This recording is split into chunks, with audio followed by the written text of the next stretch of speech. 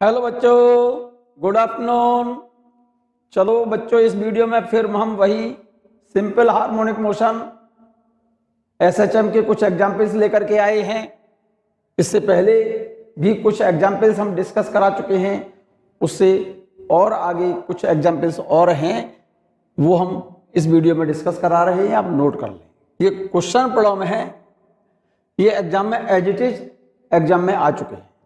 Note करिए आप, इसे ध्यान से नोट कीजिए आप। सिंपल टॉपिक है, कुछ है नहीं। Simple harmonic motion of a floating body on a liquid. क्या बेटा?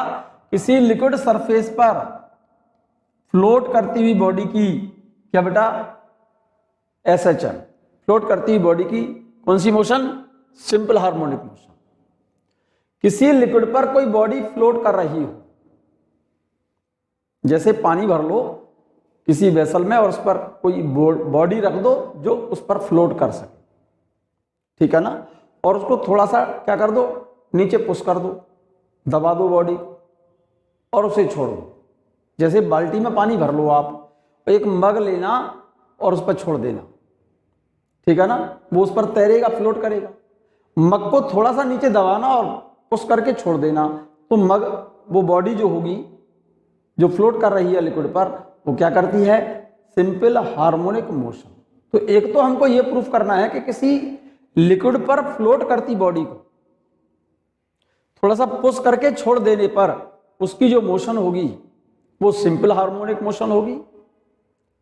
और जब एसएचएम होगी, मोशन उसकी एसएचएम होगी, तो उसका टाइम पीरियड फिर क्या होगा वो फाइंड करना है। फॉर्मूला आप नोट करें। हमने ये बात मान ली है, a body of mass m of area cross section A is floating on a liquid of density D। Liquid की डेंसिटी D है। D डेंसिटी के लिक्विड पर, लिक्विड में कोई m मास की बॉडी फ्लोट कर रही है, जिस बॉडी का क्रॉस सेक्शनल एरिया क्या है मेरे बच्चे? A है।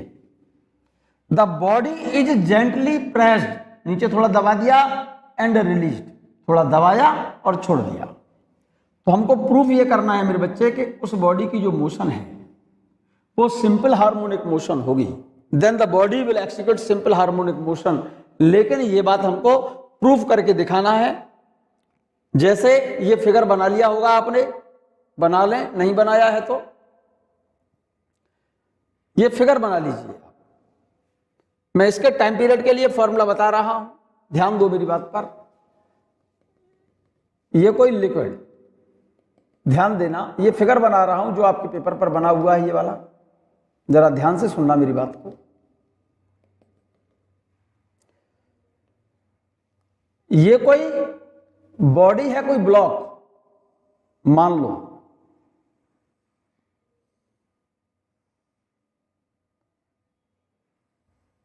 ध्यान देना मेरी बात पर, बहुत सिंपल सा पॉइंट बता रहा हूं। ये कोई ब्लॉक है, ये वाला,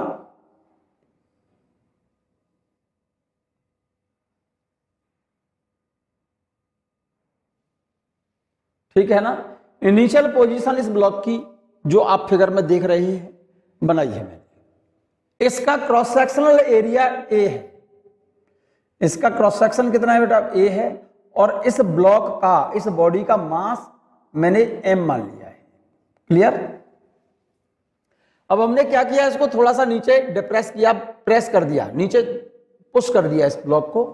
ब्लॉक को जैसे ही पुश किया हमने, तो जरा गौर से देखो न्यू पोजीशन ब्लॉक की क्या होगी, ध्यान से सुनना। जैसे ही ब्लॉक को प्रेस किया मैंने, तो ये नीचे से थोड़ा सा डिप्रेस हो गया, नीचे से ऐसे नीचे चला गया। ध्यान से सुनो, तो इतना डिस्टेंस मैंने इसको नीचे पुश कर दिया, डिस्टेंस y। जैसे ही इस ब्लॉक को हम नीचे पुश करेंगे, नीचे दबा देंगे, तो यहां तक, तो ये ब्लॉक यहां तक था पहले तो, ठीक है ना। जैसे ही हमने इस ब्लॉक को नीचे दबाया, इसके अंदर, पानी के अंदर, इस लिक्विड के अंदर, और इस लिक्विड की डेंसिटी आपने क्या मान रखी है? D। क्लियर? जैसे ही इस ब्लॉक को हम पुश करेंगे, तुरंत ये ब्लॉक जैसे ही नीचे जाएगा, तो जरा गौर से समझो, पहले तो ब्लॉक यहां तक था ना, यहां तक। अब ये ब्लॉक की पोजीशन जैसे ही हमने इसको पुश किया नीचे तो इतना डिस्टेंस बाई डिस्टेंस नीचे चला गया ब्लॉक।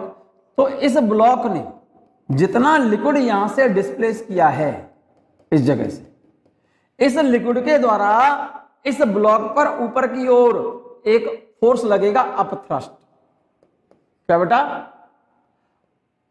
Up thrust. और ये अप थ्रस्ट इस ब्लॉक को जैसे ही दबा करके छोड़ोगे तो due to this up thrust, इस अप थ्रस्ट फोर्स के कारण ये ब्लॉक अपनी ओरिजिनल पोजीशन में आने का प्रयास करेगा। So here this up thrust force in upward direction will act as restoring force for SHM. यही अप थ्रस्ट फोर्स जो होगा वो इस ब्लॉक की एसएचएम के लिए किसका काम करेगा? रीस्टोरिंग फोर्स का काम करेगा। यही बात मैंने लिखी है। Late the body depressed by distance by then a restoring force acting on the body in upward direction is equal to minus up thrust। Minus up thrust क्यों लिखा है? क्योंकि फोर्स तो लग रहा है ऊपर और डिस्प्लेसमेंट के दौरान नीचे, तो माइनस साइन लिखा है। ठीक है ना? तो इस पर रिस्टोरिंग फोर्स जो होगा इस ब्लॉक पर वो किसके बराबर होगा? अप थ्रस्ट के बराबर। और अप थ्रस्ट होता है wait of liquid displaced by the body. आपने लिखा है wait of extra liquid. Extra liquid displaced by body. और एक्स्ट्रा लिक्विड कौन सा है? जो मैंने यहां से ग्रीन कलर से मार्क किया है।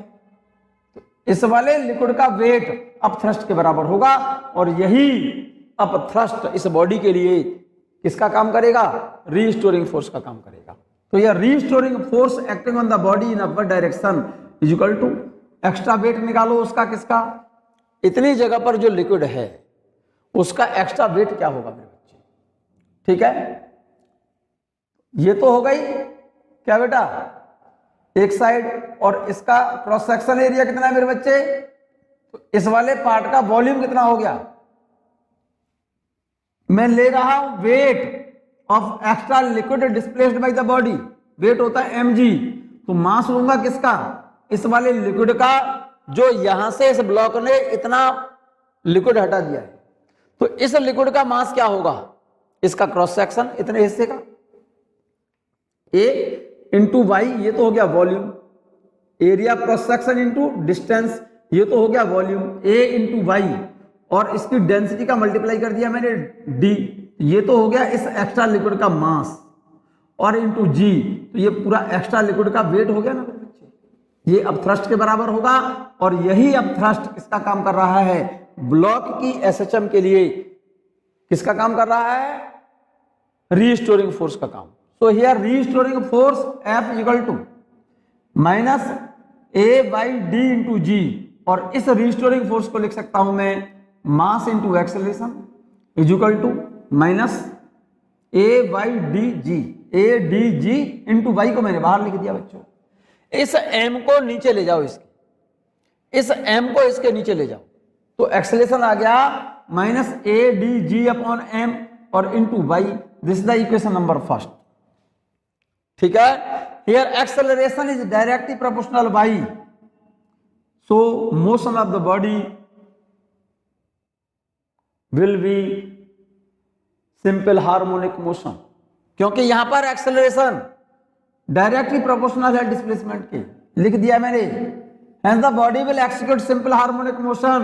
Here negative sign shows that the direction of restoring force opposite to y. y तो नीचे है और restoring force ऊपर है। और अगर बॉडी की मोशन SHM है, फॉर SHM एक्सेलरेशन होता है, एक ही मेथड बता रहा हूं बच्चों, माइनस ओमेगा स्क्वायर बाई, ये इक्वेशन नंबर फर्स्ट है, ये इक्वेशन नंबर सेकंड। फर्स्ट और सेकंड इक्वेशन को, फर्स्ट को और सेकंड को जरा ध्यान से देख लो, कंपेयर कर लो, कंपेयर करो। ये एक्सेलरेशन, ये एक्सेलरेशन, ये बाई और ये बाई, तो ओमेगा स्क्वायर की जगह पर क्या है? A D G upon M. तो कंपेयर करके आपका रिजल्ट आया मेरे बच्चे, यहां पर देखो जरा, ओमेगा स्क्वायर बराबर a D G upon M. तो यहां पर ओमेगा स्क्वायर बराबर a D G upon M.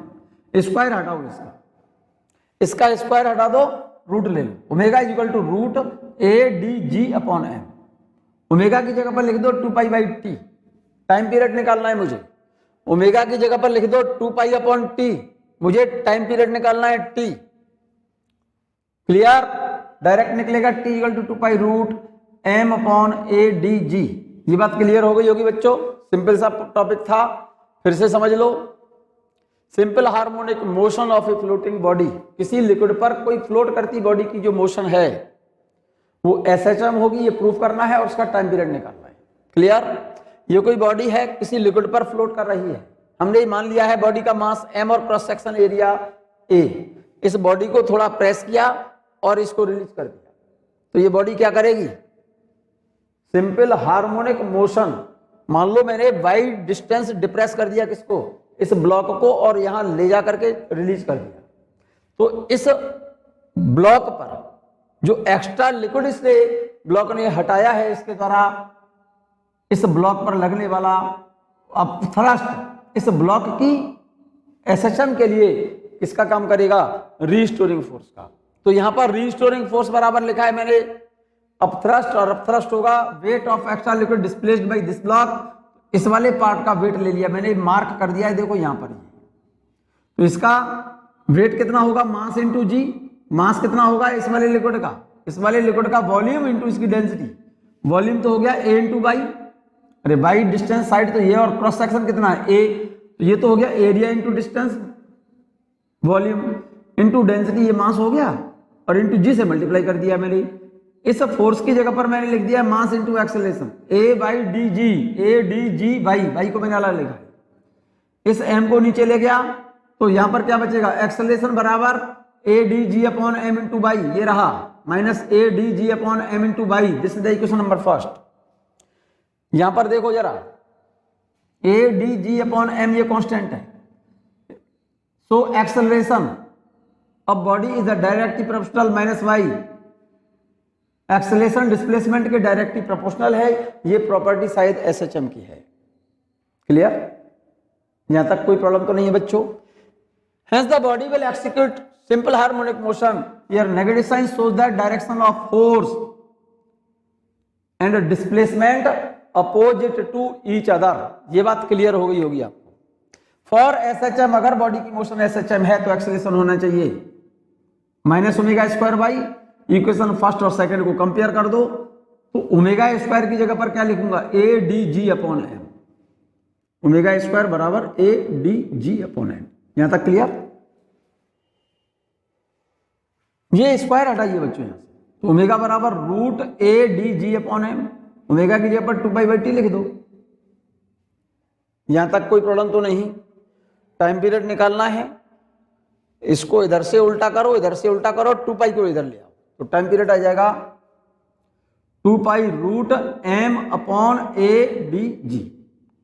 Clear हो गया? यहां तक कोई प्रॉब्लम तो नहीं है बच्चों? यहां तक तो कोई प्रॉब्लम नहीं है। चलें आगे बच्चों, मैं बात कर रहा हूं, नेक्स्ट टॉपिक बहुत इंपॉर्टेंट है बच्चों, जरूरत से ज्यादा इंपॉर्टेंट है, मोस्ट इंपॉर्टेंट है, ध्यान दीजिए मेरी बात पर।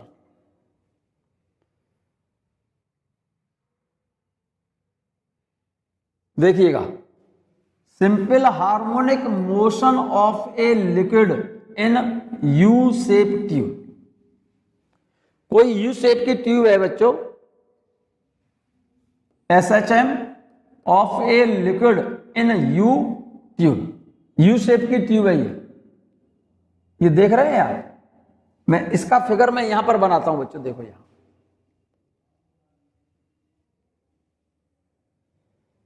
जरा ध्यान से सुनना मेरे बच्चे, ये कोई यू शेप की ट्यूब है,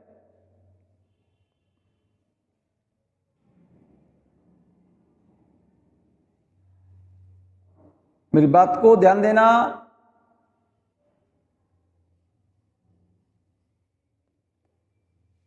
ये यू शेप ट्यूब है बच्चों, ये दोनों साइड से सेम लेंथ के, ठीक है, और इसमें कोई लिक्विड भरा हुआ है।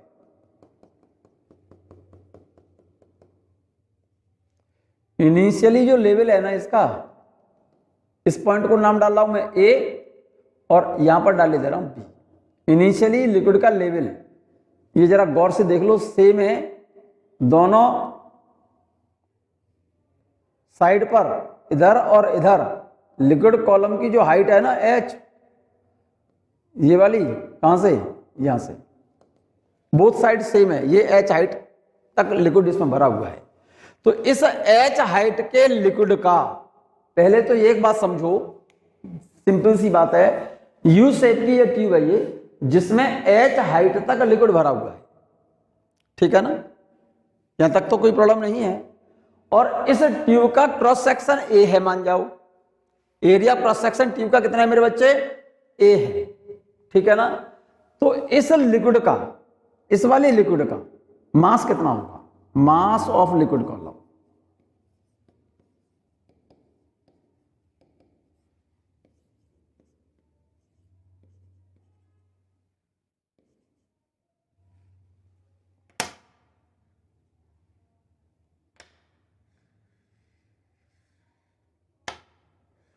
इस लिक्विड कॉलम का मास, गलत हो गया बच्चों, सही करता हूं उसे, इस लिक्विड कॉलम का मास कितना होगा, ध्यान देना, मास ऑफ लिक्विड कॉलम,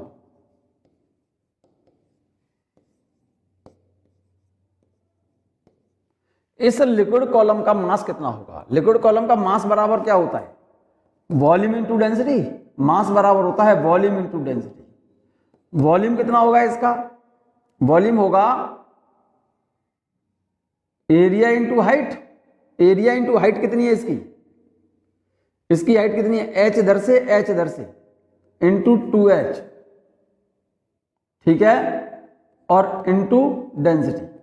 तो इस लिक्विड कॉलम का मास हो गया AHD और इंटू 2 का मल्टीप्लाई कर दो बच्चों, क्योंकि हाइट तो इधर h है और तो इधर भी तो h होगी, तो तभी तो मास निकलेगा पूरा। इस लिक्विड कॉलम का मास होगा m इक्वल टू 2AHD, 2, अरे वॉल्यूम इनटू डेंसिटी होता है मास, तो वॉल्यूम इस लिक्विड का पूरे का लोगे ना मेरे बच्चे, तो वॉल्यूम बराबर क्या होगा, area into height, cross section मान लो इसका A है, इधर हाइट h और इधर भी h, 2h लिख दिया मैंने। D क्या चीज है, इस लिक्विड की डेंसिटी है।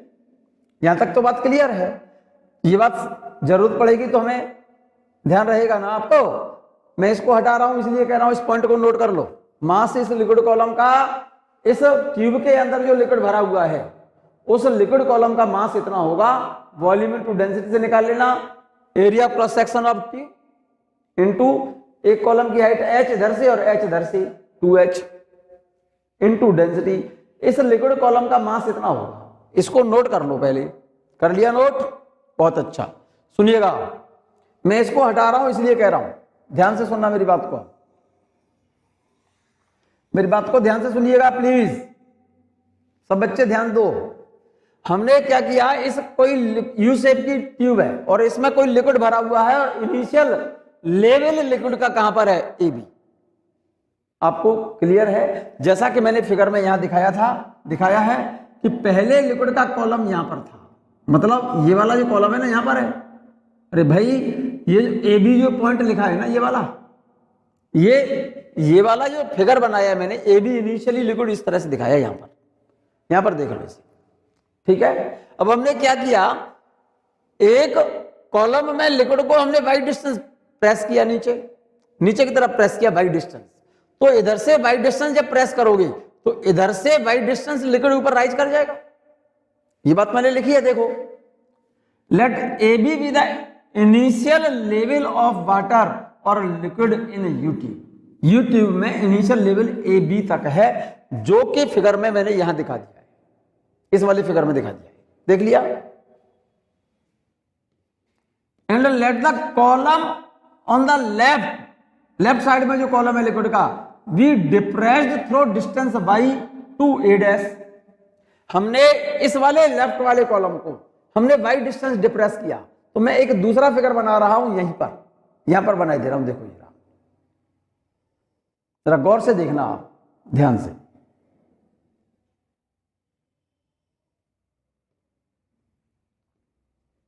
इनिशियल लेवल तो ये रहा, ये मैं इनिशियल लेवल शो कर रहा हूं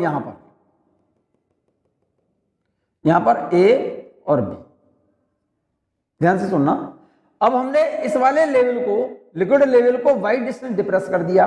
वाई डिस्टेंस डिप्रेस करने का मैं कलर बदल दे रहा हूं बच्चों। इसको लिक्विड कॉलम का पहले इनिशियली कॉलम तो यहां पर है, अब वाई डिस्टेंस मैंने नीचे प्रेस कर दिया, इसको यहां पर ले आया लिक्विड कॉलम।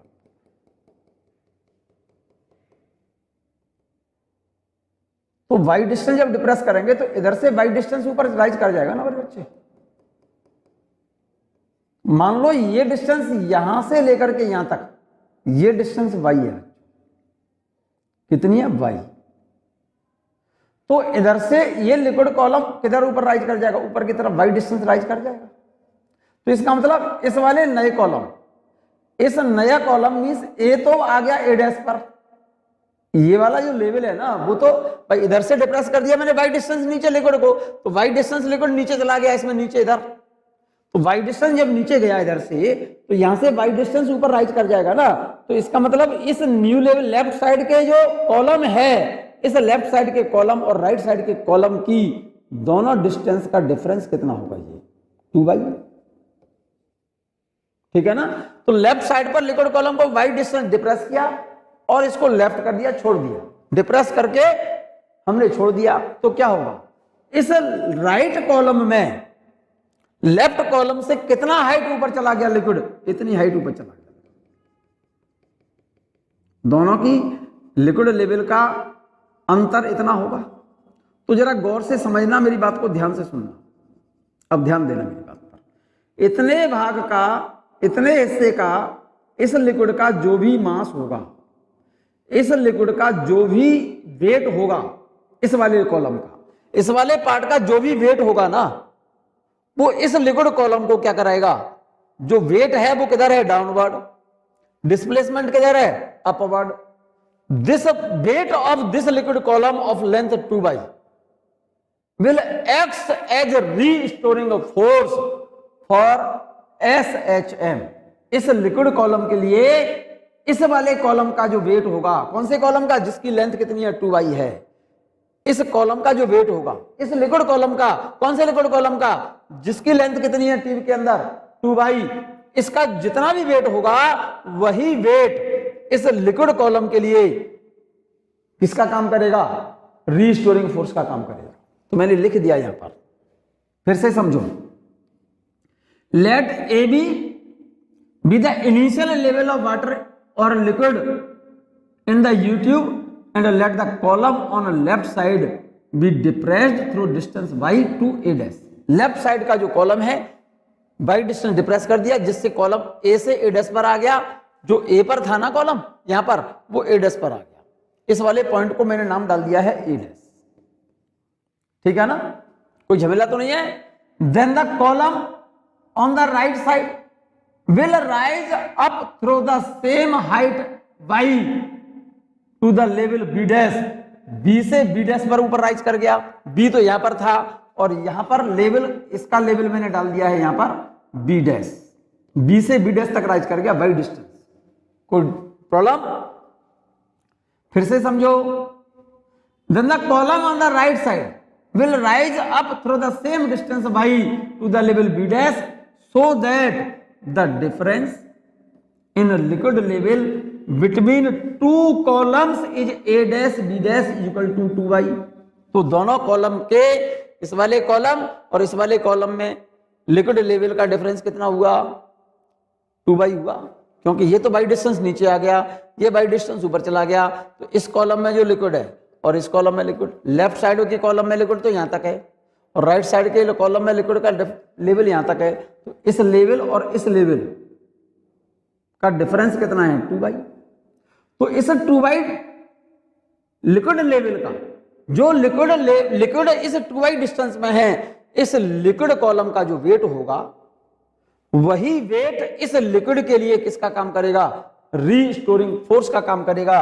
इसीलिए लिख दिया है मैंने, hence the weight of liquid column of height 2y is acts as a restoring force. तो इस लिक्विड कॉलम का वेट कितना होगा, वेट बच्चे, इस लिक्विड कॉलम का जो मैंने ग्रीन से मार्क किया है, इस लिक्विड कॉलम का वेट होगा कितना, इसका क्रॉस सेक्शन ए और into height a into 2y into D, ये वेट होगा इसका। क्लियर है।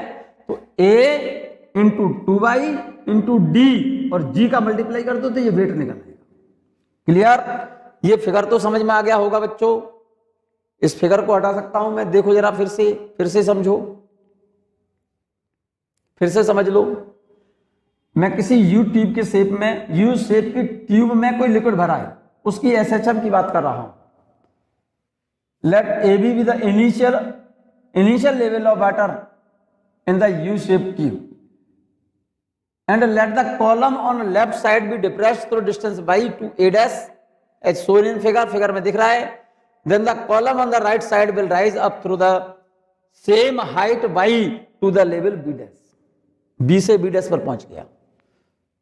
so that the difference in liquid level between these two columns is a dash b dash। इस पॉइंट को मैंने a dash डाला है, इसको b dash डाला है, ठीक है ना। तो इस 2y हाइट में जो लिक्विड है उसका मास कितना हुआ मेरे बच्चे? The weight of liquid column of height 2y is a into 2y into D into g. ये पॉइंट समझ में आ गया कि नहीं आया? ये वेट कौन से लिक्विड का निकला है? इस 2y हाइट में जो लिक्विड है उसका वेट निकाला है मैंने। क्यों निकाला है? क्योंकि इस लिक्विड की इस वाले कॉलम का जो वेट होगा वही वेट इस लिक्विड के लिए किसका काम करेगा? रीस्टोरिंग फोर्स का काम करेगा। दिस वेट, कौन सा वेट? जो 2y हाइट में है। This weight of liquid column of height 2y will act as the restoring force. तो यहां पर रीस्टोरिंग फोर्स किसके बराबर हुआ? रीस्टोरिंग फोर्स बराबर ये वाला weight minus a into 2y into D into g. यहां तक तो क्लियर है। रीस्टोरिंग फोर्स की जगह पर लिखूंगा मैं, रीस्टोरिंग फोर्स की जगह पर लिखूंगा mass into mass of liquid in whole U tube into acceleration. तो पूरी ट्यूब का मास, पूरी ट्यूब में जो लिक्विड था उसका मास मैं पहले बता चुका हूं, a into 2h into D और इंटू ये acceleration equal to minus a into 2y into D into G. Clear?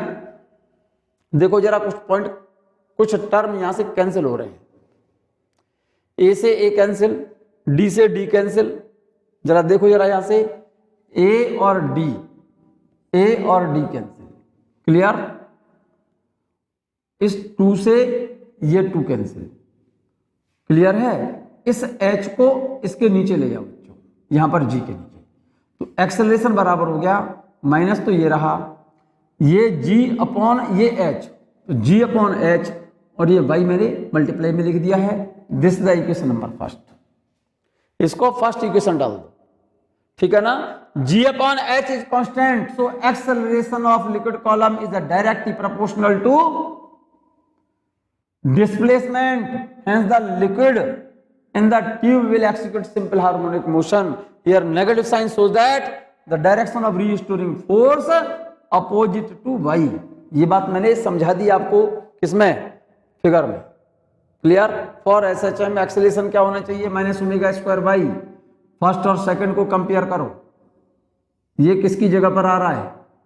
Omega square की जगह पर आ रहा है। आराम से सोच लो, ये एक्सेलरेशन है, ये y है, तो ये वैल्यू जो आ रही है ना इसकी जगह पर आ रही है, ठीक है। तो ओमेगा स्क्वायर बराबर क्या लिखूंगा मैं? g upon H. Omega square बराबर g upon H. Omega square की जगह पर क्या लिख दिया? g upon H. स्क्वायर हटाओ, रूट ले लो, रूट g अपॉन ओमेगा की जगह पर लिख दो 2 पाई बाई टी। टी है बच्चों, ये j नहीं है, टी है। ये ओमेगा की जगह पर 2 pi upon T time period है मेरे बच्चे, j नहीं है, ये टी लिखा हुआ है। टाइम पीरियड निकालना है, टी बराबर 2 pi root h upon g. T equal to 2 pi root t equal to 2 pi root h upon g. अगर क्वेश्चन में लिक्विड कॉलम की हाइट नहीं दी है, उस लिक्विड कॉलम का मास दिया हुआ है, तो उस केस में देखो जरा ध्यान से, ये यू शेप की ट्यूब है, यू शेप की ट्यूब है ना मेरे बच्चे। क्वेश्चन में कभी कभी क्या करता है, मैं समझा रहा हूं आपको। ये ट्यूब है, यहां पर लिक्विड लेवल इस यहां पर था ए से बी तक, यहां पर कभी कभी क्या करता है, ये वाली हाइट नहीं देता, इस लिक्विड कॉलम का मास दे देता है। इसका क्रॉस सेक्शन मान लो, इसका एरिया क्रॉस सेक्शन लिक्विड, इस वाली ट्यूब का एरिया क्रॉस सेक्शन ए है, तो इसमें मास कितना होगा लिक्विड का, लिक्विड का मास कितना होगा, ध्यान दो, इस लिक्विड कॉलम का मास क्या होगा, mass is equal to volume into density, volume into density, m is equal to volume क्या हुआ है इसका, इस पूरे लिक्विड कॉलम का वॉल्यूम हो गया एरिया इंटू हाइट, हाइट कितनी है h इधर से और h इधर से, तो इंटू 2h और इंटू डेंसिटी, ठीक है। तो m is equal to 2AHD, clear है। तो कभी कभी क्या कहता है, टाइम पीरियड का फॉर्मूला तो ये समझ में आ गया होगा, T equal to 2 pi root H upon G। कभी कभी ये हाइट नहीं देता क्वेश्चन में, ये वाली हाइट नहीं देता, इस लिक्विड पूरे लिक्विड कॉलम का मास देता है। तो H की वैल्यू यहां से H बराबर m अपॉन 2AD, 2 लिखा है ये, A इंटू डी डेंसिटी है बच्चों ये। तो इस H की जगह पर, यहां पर इस H की जगह पर m अपॉन 2AD लिख दो। तो इस H की जगह पर m अपॉन 2AD लिखेंगे तो रिलेशन ये आ जाएगा, नोट कर लो बच्चों, सब नोट कर लीजिए, सब बच्चे नोट कर लो जल्दी से। तो इस H की जगह पर क्या लिख देंगे, m अपॉन 2AD, तो टाइम पीरियड का रिलेशन आ गया, m equal T equal to 2 pi root m upon 2ADG। अरे G तो ये रहा ना, क्लियर है। m तो मास है लिक्विड का, A ट्यूब का क्रॉस सेक्शन है, area cross section, D density है लिक्विड की, जी आप जानते ही हैं, acceleration due to gravity, clear है। चले बच्चों आगे, एक और पॉइंट इंपॉर्टेंट देखो, ये वाला लिक्विड कॉलम और ये लिक्विड कॉलम हॉरिजॉन्टल से कितने एंगल पर है, कितना एंगल बना रहा है, 90 डिग्री। कितना एंगल है ये, 90 डिग्री। अरे वर्टिकल कॉलम है ना ये, इस तरह से वर्टिकल कॉलम है, ये वाला भी है, ये भी हॉरिजॉन्टल से कितना एंगल बना रहा है, 90 डिग्री। अगर ऐसा होता, ध्यान दो मेरी बात पर, यहां अगर ट्यूब यू शेप की ना होकर के वी शेप की होती ऐसे, और ये वाला कॉलम हॉरिजॉन्टल से बना रहा है एंगल θ1 और ये कॉलम बना रहा है θ2, तो इस वी शेप की ट्यूब में जो लिक्विड कॉलम है उसके टाइम पीरियड का रिलेशन होगा T बराबर 2 pi root m upon ADG sine θ1 plus sine θ2। Note कर लो आप इसे, नोट कर लो इसे। अगर दोनों वी शेप ना होकर के यू शेप होती तो ये वर्टिकल ट्यूब होती ना, इधर से भी और इधर से भी, तो ये एंगल कितने कितने होते, 90 90, साइन 90 की वैल्यू 1, साइन 90 की वैल्यू 1, तो 1 प्लस 1 2 आता, तो रिलेशन ये आ जाता। और वी शेप की ट्यूब है, ये वाला कॉलम एंगल बना रहा है हॉरिजॉन्टल के साथ θ1, ये कॉलम हॉरिजॉन्टल के साथ θ2, तो फॉर्मूला मैंने लगाया है टाइम पीरियड का T equal to 2 pi root m upon ADG sine θ1 plus sine θ2। Figure बना लो, फॉर्मूला लिख लो, काम का है, जल्दी कर लीजिए। कर लिया, चलो नेक्स्ट क्वेश्चन। और बच्चों ये क्वेश्चन भी एग्जाम में पूछा गया है, सिंपल सा क्वेश्चन है, आसान सा क्वेश्चन है। क्वेश्चन ये है, ध्यान दो, ये कोई हॉरिजॉन्टल सिलिंड्रिकल वेसल है, हॉरिजॉन्टली इस तरह से रखा है, और इसके अंदर कोई आइडियल गैस भरी हुई है। क्या भरी हुई है, आइडियल गैस। कितनी हाइट तक, h हाइट तक। इस सिलेंडर में h डिस्टेंस तक आइडियल गैस भरी है, और इसमें एक लग रहा है ये वाला पिस्टन, ये दिख रहा है ना पिस्टन, ये वाला, ये पिस्टन है जिसका मास, इस पिस्टन का मास m है बच्चों, और इसका क्रॉस सेक्शनल एरिया कितना है, a, ठीक है ना।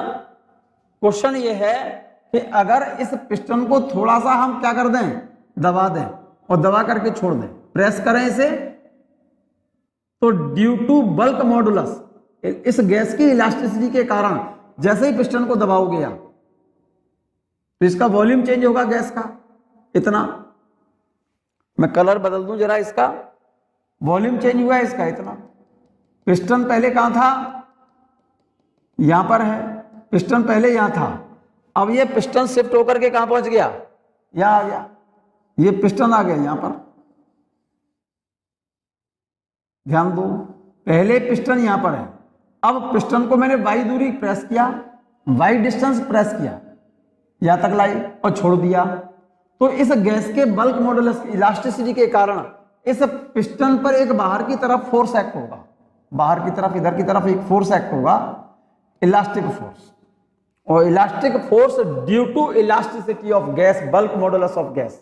और बल्क मॉडुलस का फॉर्मूला होता है गैस के लिए change in pressure into original volume upon change in volume.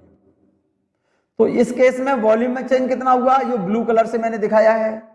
तो चेंज इन वॉल्यूम तो होगा क्या, ये डिस्टेंस कितनी है y और into cross section a into Y, तो हो गया चेंज इन वॉल्यूम बच्चों।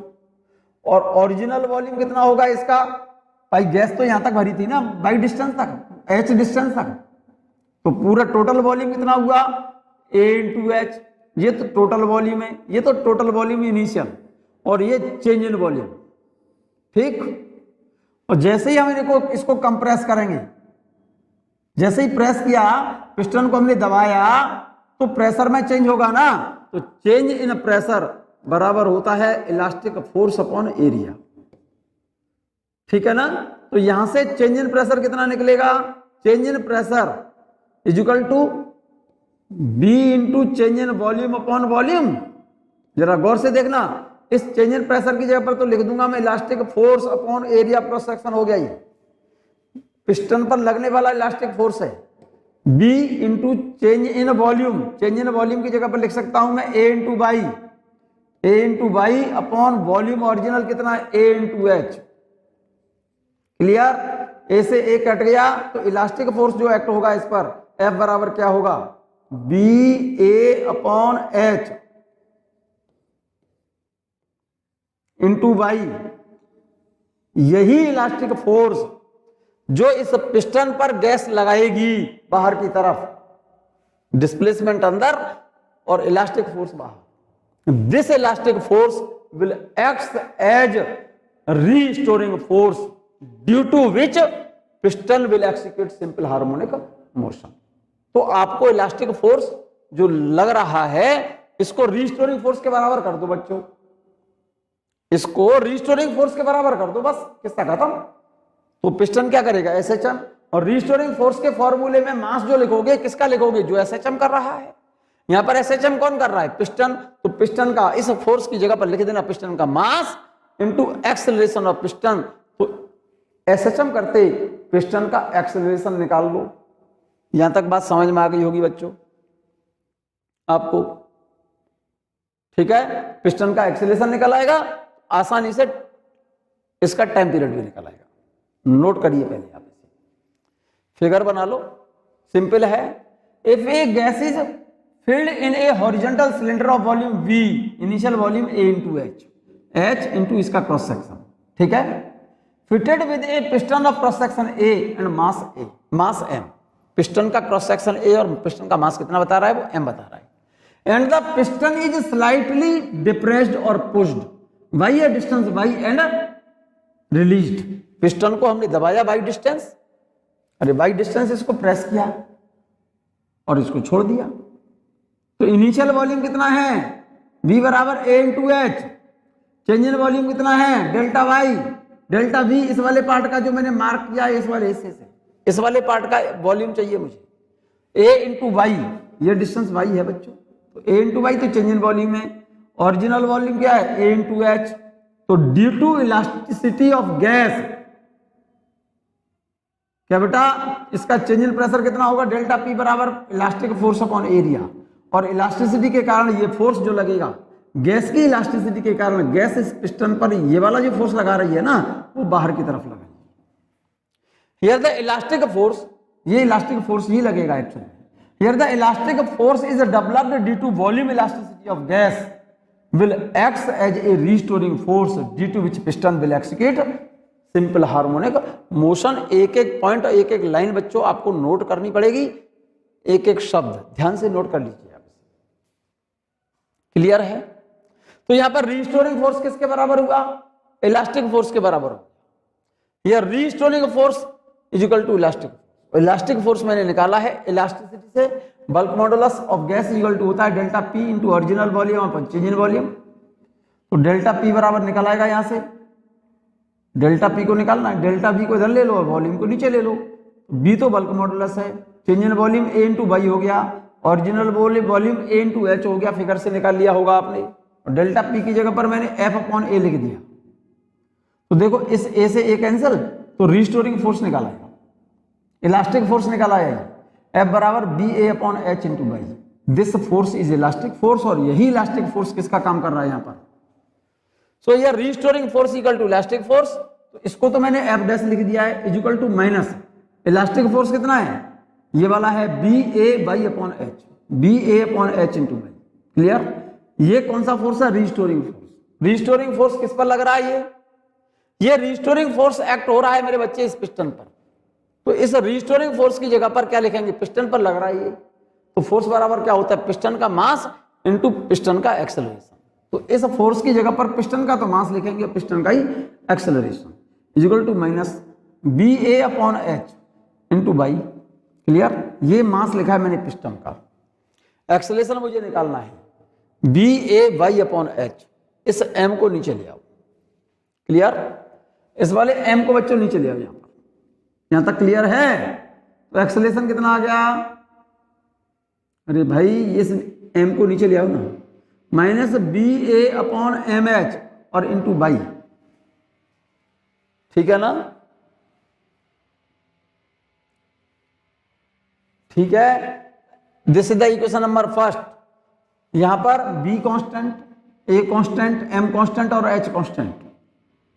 एम तो मास है पिस्टन का, एक एरिया क्रॉस सेक्शन है, ठीक है ना।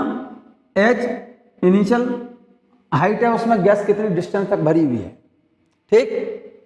So here acceleration is directly proportional 1 minus, hence the motion of piston will SH, क्या बेटा, hence the piston will execute simple harmonic motion.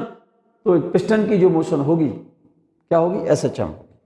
और अगर उसकी मोशन एसएचएम है बच्चों, तो उसका एक्सेलरेशन कितना होगा, acceleration minus omega square by, compare कर दो इक्वेशन फर्स्ट और सेकंड को, तो ओमेगा स्क्वायर किसकी जगह पर लिखोगी, इसकी जगह पर।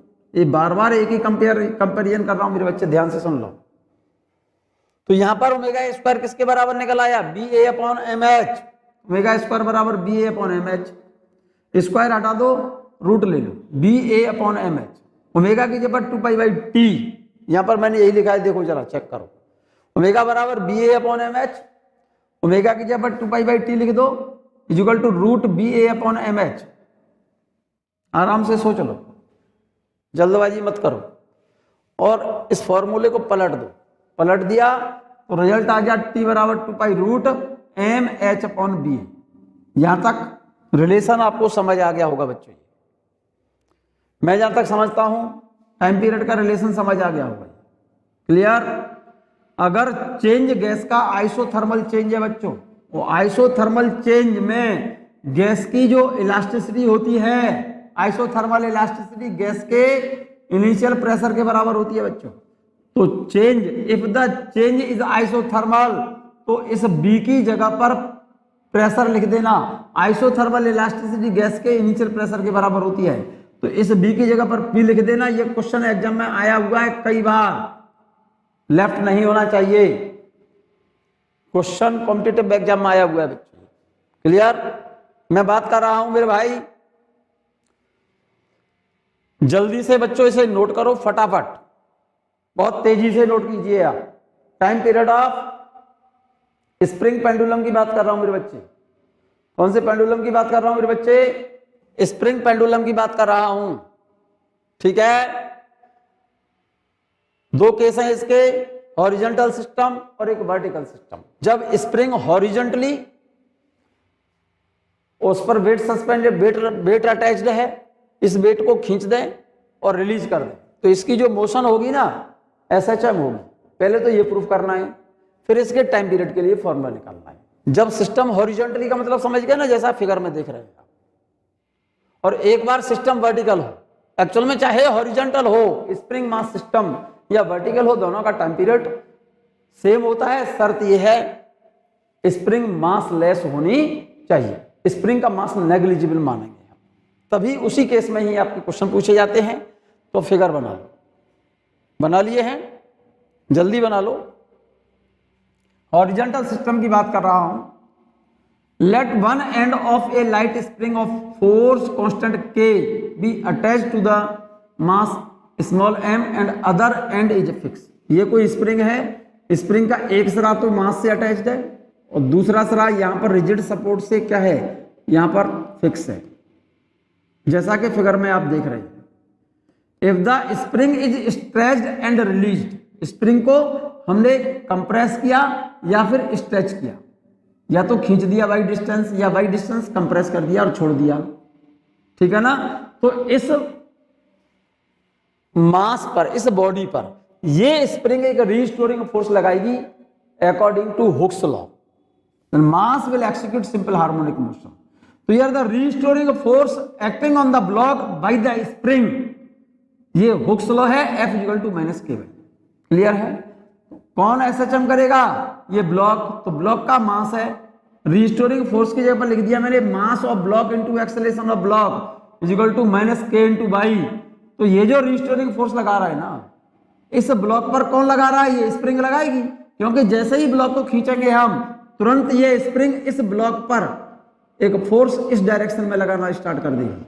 डिस्प्लेसमेंट तो मान लो इसको मैंने इधर की डिस्प्लेस तो किया इधर बाई डिस्टेंस, तो ये स्प्रिंग इस ब्लॉक पर रीस्टोरिंग फोर्स इधर लगाई अपोजिट डायरेक्शन में, इसलिए माइनस लगाई जाएगी।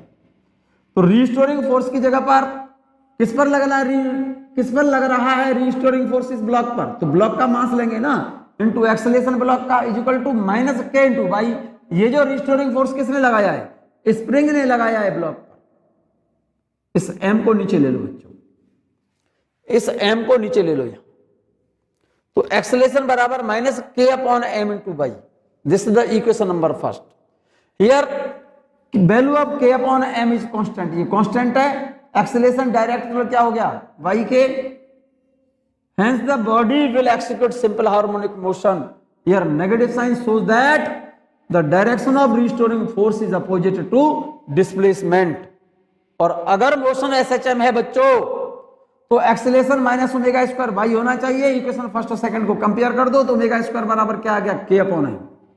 तो यहां से ओमेगा स्क्वायर बराबर के अपॉन एम, स्क्वायर हटा दिया, बार बार एक ही लाइन बोल रहा हूं, ओमेगा बराबर रूट के अपॉन एम, के की जगह पर 2 pi T equal to root K upon M. Time period निकालना है, टाइम पीरियड का रिलेशन आ गया, T equal to 2 pi root M upon के। क्लियर, नोट कर लिया आप लोगों ने, बहुत अच्छा। चलिएगा, वर्टिकल, अगर स्प्रिंग मास सिस्टम वर्टिकल है, वर्टिकल सिस्टम का मतलब होता है, ध्यान दो मेरी बात पर, जरा नोट करें, नोट कर लें। ये कोई स्प्रिंग है, ये वर्टिकल इस तरह से दिख रही है ना स्प्रिंग ये वाली, ये ओरिजिनल लेंथ है स्प्रिंग की, नेचुरल लेंथ है ये, और इससे हमने कोई बॉडी अटैच कर दी। बॉडी जब अटैच कर दी तो इसकी लंबाई मान लो यहां से यहां तक x डिस्टेंस बढ़ गई इसकी। किसके कारण, इस बॉडी के वेट के कारण। इस बॉडी के वेट के कारण कितनी डिस्टेंस बढ़ गई, x डिस्टेंस बढ़ गई। किसकी वजह से बढ़ी है, ये बॉडी के वेट के कारण। ये बात मैंने लिखी है, देखो जरा। Let a body of mass m be attached to the lower end of spring and an ideal massless spring due to which spring gets stretched by small distance x, then due to weight के कारण उसकी लंबाई बढ़ी है x। तो इस spring के द्वारा इस वेट बॉडी पर लगने वाला ऊपर की ओर फोर्स कितना होगा, k इंटू एक्स। तो यहां से इस स्प्रिंग का k निकल आएगा बच्चों। यहां पर x क्या, increase in length due to weight of the body, suspended weight के कारण इसकी लंबाई x बढ़ी है। तो यहां से जरूरत पड़ी तो k की वैल्यू निकाल लेना, mg अपॉन x। क्लियर। अब हमने क्या किया, इस बॉडी को यहां से बाई डिस्टेंस खींचा और छोड़ दिया। इस बॉडी को हमने बाई डिस्टेंस खींचा, पहले तो वेट सस्पेंडेड कराया हमने इस पर, तो ऊपर की ओर फोर्स कितना लगा, k इंटू एक्स। अब हमने वाई डिस्टेंस और खींचा इस स्प्रिंग को, इस बॉडी को वाई डिस्टेंस और खींचा यहां तक, तो इस पर एक फोर्स और लगने लगा F बराबर के वाई। तो इस ब्लॉक पर नेट फोर्स कितना लगा अपवर्ड डायरेक्शन में, F बराबर के एक्स प्लस वाई तो लगा ऊपर और वेट किधर है नीचे। तो इस ब्लॉक पर नेट फोर्स जो एक्ट हो रहा होगा ना ऊपर की तरफ जो नेट फोर्स लग रहा होगा वही नेट फोर्स इसके लिए रीस्टोरिंग फोर्स का काम करेगा बच्चों। ये बात मैंने लिखी है यहां पर देखो, let the body be pulled down by a small distance y and released, then the body will execute simple harmonic motion, so the net force or total force in upward direction।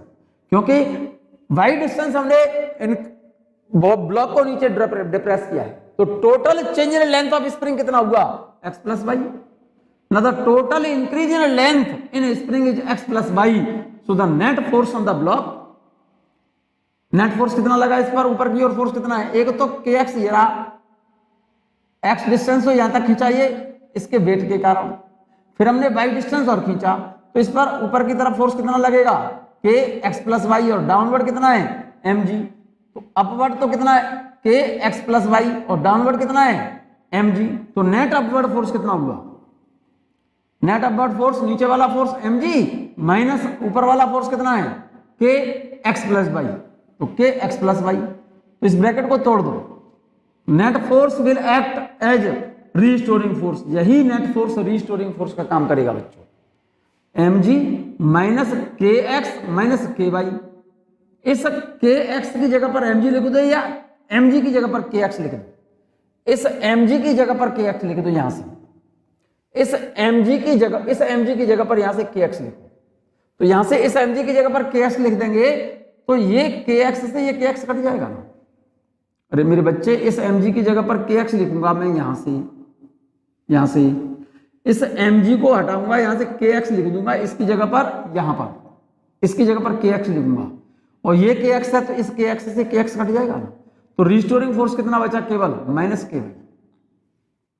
Due to this elastic force इस body will execute simple harmonic, due to this elastic force simple harmonic motion will takes place. तो यहां पर यही elastic force उस block के लिए किसका काम कर रहा है, रीस्टोरिंग फोर्स का। एफ की जगह पर क्या करूंगा मैं, mass of block into acceleration is equal to minus के वाई, इस एम को नीचे ले लो तो एक्सेलरेशन बराबर minus K upon M into Y. ध्यान से सुनना मेरे बच्चे, एक्सेलरेशन बराबर minus K upon M into Y. This is the equation number X Y Z कुछ भी डाल दो, first second third. K upon M constant है बच्चों यहां पर, K upon M constant, so acceleration directional minus Y, hence the body will execute simple harmonic motion. वही बात फिर लिख दी, where negative sign shows that direction of acceleration and displacement opposite to each other, clear। और अगर motion S H M है तो acceleration minus omega square Y होना चाहिए। तो यहां से इक्वेशन सेकंड और थर्ड को कंपेयर कर रहा हूं मैं, ओमेगा स्क्वायर बराबर के अपॉन एम, अरे इसकी जगह पर ये लिखा हुआ है ना, तो ओमेगा स्क्वायर बराबर के अपॉन एम, ये देख लो स्क्वायर हटाओ root K upon m, omega की जगह पर 2 pi T root K upon M. Time period निकालना है तो टाइम पीरियड का वही फॉर्मूला निकला है मेरे बच्चे, जो हॉरिजॉन्टल सिस्टम में टाइम पीरियड था वही वर्टिकल सिस्टम में है, T equal to 2 pi root M upon के। क्लियर है, एक बात हम जानते हैं m g equal to k x, तो एम अपॉन के बराबर एक्स अपॉन जी लिख सकता हूं, तो formula T equal to 2 pi root M upon k equal to 2 pi root x upon g. इस रिलेशन को जरा गौर से देखो, इस रिलेशन को जरा गौर से देखो मेरे बच्चे, ध्यान से बहुत होशियारी से देखिएगा। Time period of spring is independent of g, g पर डिपेंड नहीं करता बेटे टाइम पीरियड का मान। आप कहोगे कि जी तो यहां लिखा है सर, मेरे बच्चे जी की वैल्यू अगर ज्यादा होगी तो एक्स की वैल्यू ज्यादा होगी, सो एक्स इज डायरेक्टली प्रोपोर्शनल जी है। यहां से देख लो एक्स, क्योंकि एम कांस्टेंट है और के कांस्टेंट है तो एक्स डायरेक्ट जी होगा ना। एक्स जी की वैल्यू बढ़ेगी तो एक्स की वैल्यू बढ़ेगी, जी की वैल्यू घटेगी तो एक्स की वैल्यू घटेगी, लेकिन एक्स अपॉन जी कांस्टेंट रहेगा। So time period of spring mass system is independent of g. तो स्प्रिंग मास सिस्टम का टाइम पीरियड बेटा जी पर डिपेंड नहीं करता। It is same for all planets. ऊपर हाइट पर जाओ या डेप्थ पर जाओ या मून पर जाओ, स्प्रिंग मास सिस्टम का टाइम पीरियड जी पर डिपेंड नहीं करता। क्लियर? कोई problem? This relation is applicable only when in case of ideal massless spring. ये फॉर्मूला तभी लगेगा जब स्प्रिंग मासलेस हो।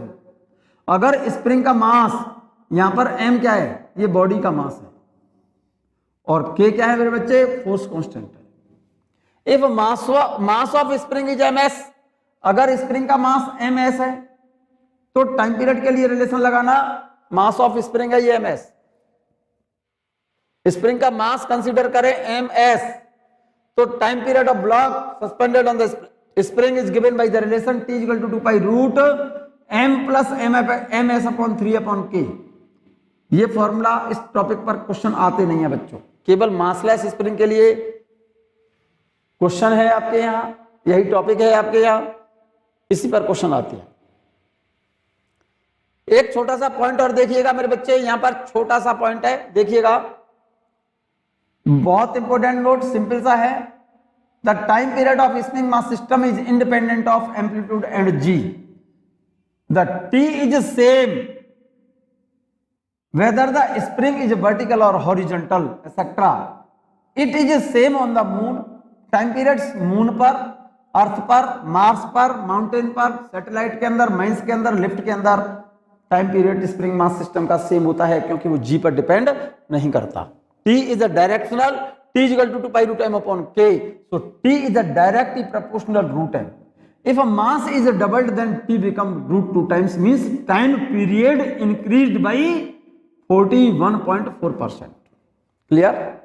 Curve between T and m is parabola. अरे मेरे बच्चे T और रूट m में ग्राफ खींचते तो स्ट्रेट लाइन आता, तो स्क्वायर को हटा दो ना, रूट को हटा दो, तो टी स्क्वायर डायरेक्शनल एम हो जाएगा। तो टी स्क्वायर यहां लिखते हैं, एम लिखते तो कर्व स्ट्रेट लाइन आता। इससे स्क्वायर हटा दिया तो कॉन्वेक्स शेप उधर आती है, जिधर से स्क्वायर हटाते हैं कर्व पैराबोलिक होगा टी और एम में। क्लियर है ये बात? नोट कर लो। सेकंड पॉइंट देखिएगा, बहुत इंपॉर्टेंट सा सेकंड पॉइंट नोट कर लो बच्चों, ये वाला। क्या बेटा? वर्टिकल स्प्रिंग हो, हॉरिजॉन्टल स्प्रिंग में तो जी का जरूरत ही नहीं। वर्टिकल स्प्रिंग है तो टाइम पीरियड के लिए फॉर्मूला, और हॉरिजॉन्टल स्प्रिंग के लिए टाइम पीरियड के लिए फॉर्मूला सेम है। तो मैंने स्पेशली लिखा है for vertical spring. Vertical spring का मतलब जी की बात कर रहा है अब। T equal to 2 pi root m upon k, और एम जी बराबर के एक्स लिख सकता हूं, तो m अपॉन k बराबर x अपॉन जी। तो टाइम पीरियड का फॉर्मूला हो गया T equal to 2 pi root m upon k बराबर 2 pi root x upon G. Here x is directional g, so value of x upon G is fix. ठीक है ना? So time period of vertical spring mass system is independent of G. Specially बोल रहा हूं, note कर लो आप इस पॉइंट को। क्लियर? क्लियर है ये बात? एक छोटा सा पॉइंट और बोल रहा हूं बच्चों, अगर आप सुन सकते हैं तो बहुत अच्छी बात है। मैं बात कर रहा हूं, अगर स्प्रिंग सीरीज में कनेक्टेड हो बच्चों तो टाइम पीरियड क्या होगा? Springs are connected in series. जब स्प्रिंग सीरीज में कनेक्टेड है बच्चों, किसमें कनेक्टेड है? सीरीज में। एक स्प्रिंग जिसका फोर्स कांस्टेंट K1 है और एक स्प्रिंग जिसका फोर्स कांस्टेंट K2 है, और इन दोनों सीरीज में कनेक्टेड है और इनसे m मास सस्पेंडेड है। तो जरा सोचो अपने दिमाग से, जब इस ब्लॉक को हम खींचेंगे, इनका दोनों का स्प्रिंग का फोर्स कांस्टेंट डिफरेंट है, तो इनकी चेंज इन लेंथ अलग अलग होगा। जिसका k ज्यादा होगा उसका x कम होगा, जिसका k कम होगा उसका x ज्यादा होगा। लेकिन इन दोनों स्प्रिंग्स के द्वारा इस ब्लॉक पर जो फोर्स लगेगा ना, वो रिस्टोरिंग फोर्स सेम लगेगा। If springs are connected in series, then force exerted by spring on the block is same, but change in length in springs are different. ये बात लिखी है मैंने। If mass m is suspended or attached to two springs connected in series, जैसा कि figure में देख रहे हैं आप, force is same for both springs, but change in length x, different for different spring. तो टोटल चेंज इन लेंथ, जैसे इसकी लंबाई में चेंज आया x1, इसकी लेंथ में चेंज आया x2, तो टोटल चेंज इन लेंथ कितना होगा? x बराबर x1 प्लस x2। तो F इक्वल टू क्या होता है मेरे बच्चे? kx। तो x बराबर क्या होगा? F upon k। तो ये x किसका है? टोटल चेंज है, इसके लिए तो लिखेंगे F अपॉन k। ये पहली स्प्रिंग की लंबाई में चेंज है, तो इसके लिए लिखेंगे F अपॉन k1, इस वाले रिलेशन से। ये x2 दूसरी स्प्रिंग की लेंथ में चेंज है, तो F अपॉन k2। F तो सेम है, F से F कैंसिल, तो यहां से 1 अपॉन k बराबर 1 upon k1 plus 1 upon k2। तो यहां से इफेक्टिव k निकल आएगा, इस कॉम्बिनेशन का इफेक्टिव k निकल आएगा। यहां से k निकाल लो, एलसीएम लो, k निकल आएगा k1 k2 upon k1 plus k2, effective k आ गया। तो इस ब्लॉक का टाइम पीरियड के लिए फॉर्मूला क्या हुआ? फॉर्मूला ये लगा दो, T equal to 2 pi root m upon effective k, और इस k की जगह पर ये वैल्यू लगाना, इस k की जगह पर ये वैल्यू लगाना, तो टाइम पीरियड का फॉर्मूला ये आ गया। तो ये फॉर्मूला नहीं रटना, आपको फॉर्मूला आपको पता है T बराबर 2 pi root m upon k effective होता है। तो सीरीज में इफेक्टिव k निकाल लो डायरेक्ट। तो सीरीज में इफेक्टिव k निकालने का रिलेशन ये लगाना, और यहां से k निकाल करके इस फॉर्मूले में डाल देना, टाइम पीरियड निकल आएगा। क्लियर? मैं बात कर रहा हूं springs are connected in parallel. Springs are connected in parallel. Parallel तो देख लो जरा फिगर को, दो स्प्रिंग पैरेलल हैं, दोनों एंड्स पर यहां अटैच किया है, दोनों एंड्स पर बांध दिया और इससे सस्पेंडेड है वेट। या फिर ये कॉम्बिनेशन देखो इस तरह से हो, नीचे भी रिजिड सपोर्ट, ऊपर भी रिजिड सपोर्ट।